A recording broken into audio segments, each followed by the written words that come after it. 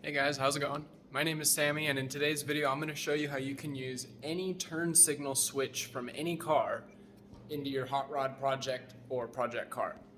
Now for today's example, I am working on this 75 280Z resto mod project, and in some cases, for a lot of hot rods or a lot of vehicles, it's hard to get the original equipment.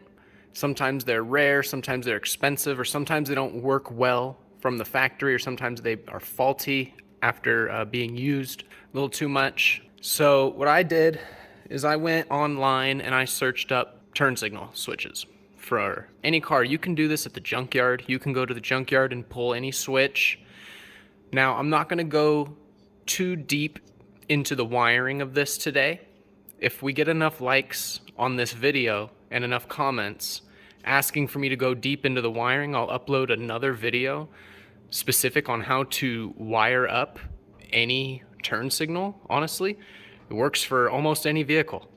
So what I wanted was I wanted a combination switch that had turn signals, headlights, running lights, and high beams all built into one. Aesthetics for me is a big thing. There's a lot of those hot rod aftermarket turn signal switches, hot rod headlight switches. This car has a hot rod wiring harness from Speedway in it, and they're set up to use GM style headlight switches. It's like a pull knob, and they use GM steering columns, which usually have the turn signal switch built into it. So they just wire into your column. Well, I didn't want any of that. I didn't want to go to a GM column or anything like that. And I didn't want to use the original dots and components. I didn't want to use them just because I want to kind of modernize the interior on this car. I'm kind of going for a resto mod. It's going to have electric windows. It's going to have power door locks. It has push to start. So I'm trying to give it a modern look, but I'm not trying to go too far. I'm not replacing the dashboard with a big dashboard out of a 370Z touchscreen, blah, blah, blah, blah, blah. I just want to kind of keep it subtle. So originally, after scouring the internet, this is the switch I decided on, and the only problem was it had an auto function, and I wasn't going to use the auto function. Or I was going to have to find a daylight sensor to try and figure out the auto function. And after depinning this entire switch, I was able to get all the functions except for my high beam on signal. So when you have two high beam signals, you have flash, and then you have push for high beam on. And I believe flash was working, but the pull on was not working. And I thought to myself, I'm not going to have something half-assed on the car. I'm going to keep trying. And the problem with this switch is it utilizes CAN-B signal, which is like a body control module signal. So it's a little bit more advanced. This is out of like a 2008 Chevy Cobalt. And the only reason I went away from this is because I didn't want to run an entire body control module in this car. It doesn't need it. It's not that advanced. So another thing I looked into was switches that are, so when I looked up I looked up Honda switches, Chevy, Ford, any switch that I found aesthetically pleasing for me particular. And I then Googled how common it was that they broke. And for the Honda switches, I opted out of because every video on YouTube I could find, every single Honda turn signal, I guess, breaks. So I wasn't going to put a Honda turn signal in the car and then it just break 2 years down the line. What I did find was this. I believe it's a Nissan hardbody pickup truck turn signal switch, very similar to a Nissan 240 SX, if not the same. I'm not 100% sure. However, I'm very familiar with these. They have manual, it's really hard to get the camera in there, but manual pegs. Manual switches in the back, so when the switch stops working, most of the time you can just adjust the pegs in the back.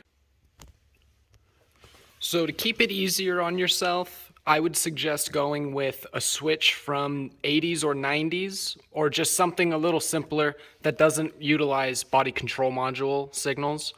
Like I said, so this is a 90s Nissan pickup truck or 240SX turn signal combination switch, and it's very manual in how the way it works. And you could just go to the junkyard and look at any car and see which switch you want. I'm gonna go ahead and show you guys how I set this up and what it took for me to modify this particular switch to get it mounted in this car. And most cases you don't have to modify the switch. That's one reason I really wanted to use this switch. The way it mounts, just everything about it is really almost universal, and it works really nice, and the electrical connectors are right on the back. The problem with this switch here is the electrical connector came out right on the bottom. So I had to modify it and rewire it so the electrical connector came out the back. So stay tuned and I'm going to show you how I did that.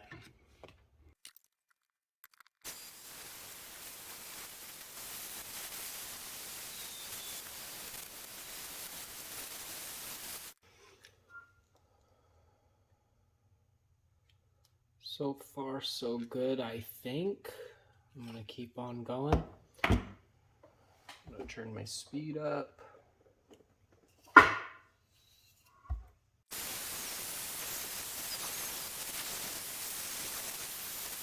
Okay, so I've made it as far as I can with my Dremel, it looks like.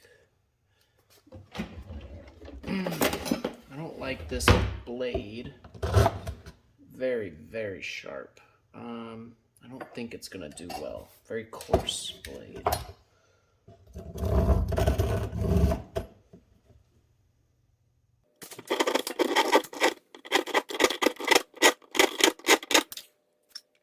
Okay, I was able to cut through. Let's see what we got here. It's kind of still stuck together, plastic. Ooh, it's a little warm. Okay. Come on. I'm just trying to make sure there's no electrical pins that I'm destroying. Don't think so. Oh, come on.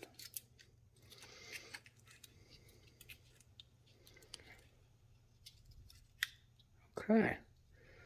So, kind of hard to see, but I think you might get the gist of it. I'm going to sand back this ugly plastic and hopefully I should reveal 1, 2, 3. Looks like 4, 5, 6. And then there seems to be an array over here. So, it should add up to 11 pins total. So I should be able to find 11 pins in there. I'm going to sand it back and see what I find. All right, here it is. After some sanding and some razor blades, I was able to reveal the 11 pins. Now what I'm going to attempt to do is, well, I'm going to make sure that the switch fully functions and I can pin out everything here. And then what I'm going to attempt to do is surface solder leads to each one, and then I'll make a 3 or 4 inch harness to a Deutsch connector, and that's going to be glued down with epoxy so that the wires can't come up, and that should be a much more sleek and slim wiring harness for this. So hopefully it works out good, and I will show you when I get the wires all finished. Alright, so I've gone ahead and done some wiring on here. I did some surface mount soldering. Not the easiest to do. I promise those 3 right there, the red, purple, and blue, are not touching. I've tested everything with my probe. Now what I'm going to do is coat all of this in JB Weld in hopes that it's not going to allow the wires to separate over time, and then I should be done. Once the JB Weld is set, I should be good to handle this, without being scared of pulling these. I've tugged on these, pretty darn good. Nothing's coming loose, nothing's broken. They're pretty good, strong solder joints. Not the prettiest, but it should work for what I'm looking for. So, I have 8 wires here, and I have an 8-pin Deutsch connector that's going to go on the end of this. but I'm not going to be able to do that until the epoxy dries. So I'm going to go ahead and lay some epoxy in here and let it all harden up, and this is done. Got a nice turn signal switch. It's a lot slimmer than it was. This guy, we cut all that off, so sweet, man. I like that.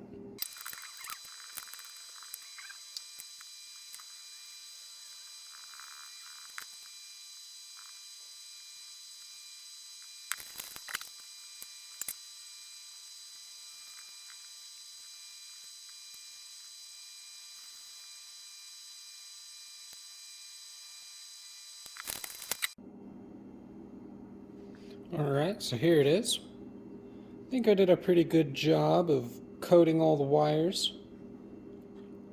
Making sure not to coat anything and get epoxy on my nice handle. I probably should have taped it beforehand, but that's okay. Didn't get any on there. It's looking good. Now I just need to let this harden and should be good to go. Alright, it took me a little longer than I expected, so I didn't get a chance to film, but I'll show you. I've labeled every single wire to its respective location, and now I'm going to close it all up. I've got heat shrink and wrap, and hopefully it should look pretty sweet.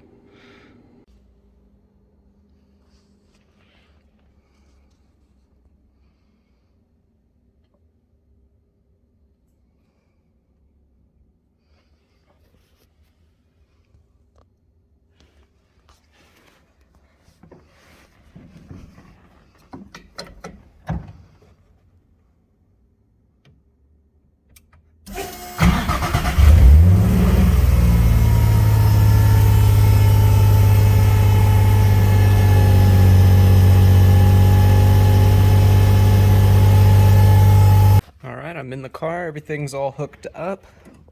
Pretty much got it all finished and wired in. I made my own harness. Everything's labeled on my harness, on everything on this car. The only thing I have left to do is figure out how I want to mount it. And I'm not sure if I want to make a custom mount that'll hold this, or if I want to wait until I get maybe a wiper switch. So I'll show you guys really quick. If you listen closely, you can hear my relays. All my relays under the dash clicking. So, running lights. Okay, so headlights. The relay works. The wiring from the switch to the relay works. There's just no, and the wiring is run to the headlights. There's just no actual bulbs in the car right now. And then high beams as well.